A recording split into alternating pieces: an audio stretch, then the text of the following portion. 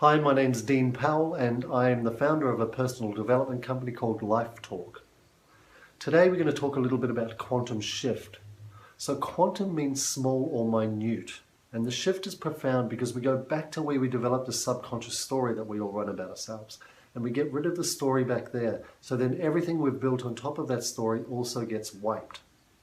It's based on the premise that everything that's happening in your life right now is just a representation, a mirror, a reflection of whatever hasn't been sorted out back there yet, which is why it keeps showing up in your life all the time. Quantum shift is also based on the premise that everything in life is about balance, law of yin-yang, law of balance. Life itself is constantly seeking balance all the time. If I break a human being down to our barest essential, so the smallest, minutest particle they can break us down to, beyond all the tissues, skeletal, to a subatomic level, the smallest particle they can break us down to is called a quanta of light. Basically just means a measurement of light. That measurement or quanta of light has a positive and a negative polarity that happen at the same time to the same degree. It's measured at 10 degrees to the 43rd second or 300,000 kilometers per second, so it's literally the speed of light. So we're literally made up of light energy. They've since discovered in quantum physics and quantum mechanics that everything in this universe, it doesn't matter what it is when they break it down, is exactly the same stuff, but it vibrates at different frequencies. So we're made up of the same energy as the floor, the door, the chair, the walls, timber, concrete, soil. We're made up of exactly the same energy, but we vibrate at a much higher frequency than they do. But it's exactly the same energy, which means everything in this existence, in this universe, has a positive and a negative polarity that happen at the same time to the same degree. You can never ever have a positive without a negative or a negative without a positive. They both happen together at exactly the same time to exactly the same degree. That means you can't have a happy without a bad, a right without a wrong, a pleasure without pain, peace without war, in without out. Everything happens at the same time to the same degree. The challenge for us occurs physiologically as we experience everything through our senses, so sight, smell, sound, taste, touch. And our senses are bipolar, which means they can only ever experience one side or another at any given time. And because we only experience one side, we think the other side's not there, so we go chasing it all the time. And in truth, in essence, it never ever sustains us, so it never fills us because it's an illusion that we're chasing. Because the truth is there's always two sides going on here at the one time. So this is where everyone tries to be happy, and everyone chases happy, happy, happy, happy, and then the happier you try to be, the sadder you become, yeah? The more pleasure we chase in our life, the more pain we attract. The more positive you try to be, the more negative we attract. And it's not the universe doing it to give us a hard time, but how can you impose a singularity on a universe that commands duality? So the more we chase one side, the more we perpetuate the other side, because the universe has to balance us out all the time. Even as humanity, we chase peace, peace, peace, peace, peace all the time. And guess what we keep attracting? To the degree we chase peace, we get war. And the truth of it is, in the history of humanity, have we ever had peace on earth? Never, right? Even, I don't know if you believe the story, I used to when I was growing up, but you think if there was ever going to be peace on earth, it would be when the Son of God walks the earth. Because everyone would be like, oh, there's God, sorry. Even as a result of him being here, it created war. So these two are inseparable. What happens though is if we start to dig a little bit deeper and you start to look for the positive in the negative and the negative in the positive, and you go down that rabbit hole, you start to uncover something else that's going on here.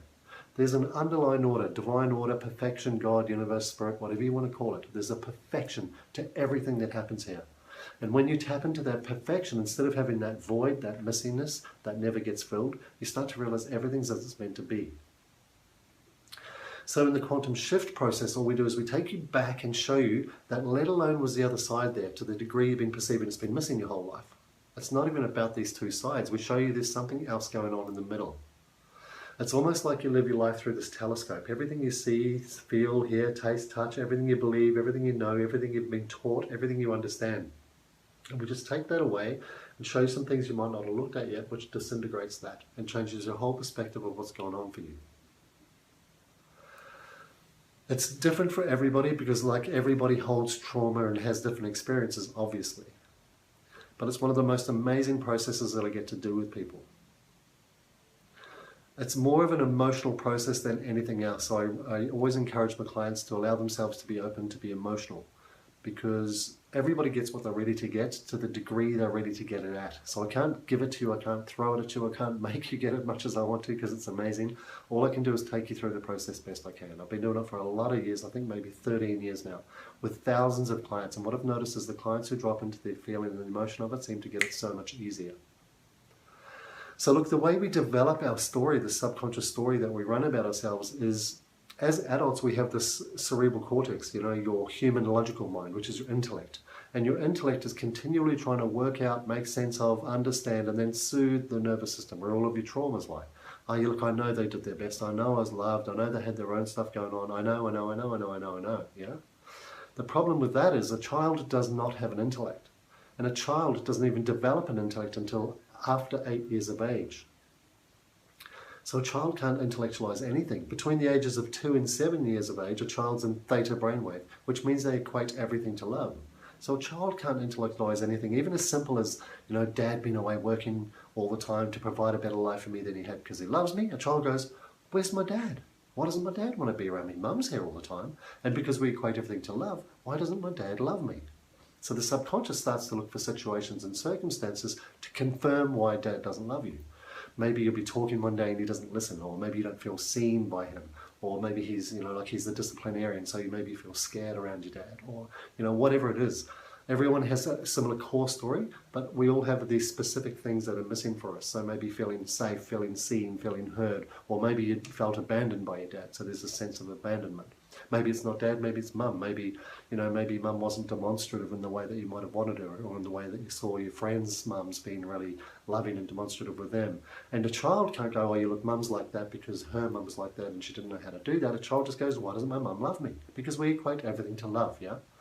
So there's a part of us that shuts down in the nervous system because if my own mum or dad don't love me, why would anybody else? So the nervous system will do anything, and the subconscious will do everything it can to protect this trauma. So it'll let some people in, it'll let some people in, and if they get anywhere close to that trauma, it'll sabotage the relationship because it doesn't want to go through that again. This is why we all have our triggers, yeah? So then your subconscious starts to run your life according to your story, whatever the story is. I'm not good enough, I'm not worthy, I'm not important, I'm not lovable, people don't see me, people don't hear me, or people abandon me. So whatever your story is, your subconscious starts to run your life according to that story. And your subconscious controls 60 to 70%, some say 70 to 80%, of how you think, feel, behave, believe. Consciously, you've only got 10% control. So with your conscious mind, what you do is you go, I'm going to find someone completely different to my parents. So I'm going to find someone who's going to love me, see me, they're going to nurture me, they're not going to abandon me, they're going to be there for me, and they're going to make me feel like the bee's knees, yeah? And when you first meet this person, you go, oh, my soulmate, my other half, oh my God, I've been looking for you my whole life. And you even start to use that language, right? Yeah. Oh, I feel so complete when I'm around you. And it's because we do. We feel complete. We feel like everything that was missing back there suddenly is filled, and we feel whole, we feel complete. The world's amazing. The sounds are better, the smells are better, we're in love, yeah? Everything's incredible. Until that honeymoon period wears off. And when that honeymoon period wears off, those cracks that start to appear in the relationship are the very same cracks we experienced as kids. So we leave that relationship and we go to another one. We leave that one and we go to another one. We end up kind of meeting the same person. They might be a different shape, different color, different size, but they, you know, essentially we end up having the same patterns and cycles in our lives. So what it is your subconscious will continue to bring people into your life who confirm your story all the time, whatever your story is. So better to get rid of that story. So the quantum shift process is we go back and we get rid of that story back there. So we stop repeating these patterns and cycles all the time. If this feels like something that resonates with you, if something you want to do, it's probably the most amazing thing I get to do with people. I absolutely love it. It's the most life-changing. I've had people say it's like 20 years of therapy in one session. If it's something that resonates with you, there's a link at the bottom of this page for you to contact me, and I look forward to working with you. And until then, guys, have an amazing day. Take care. Bye.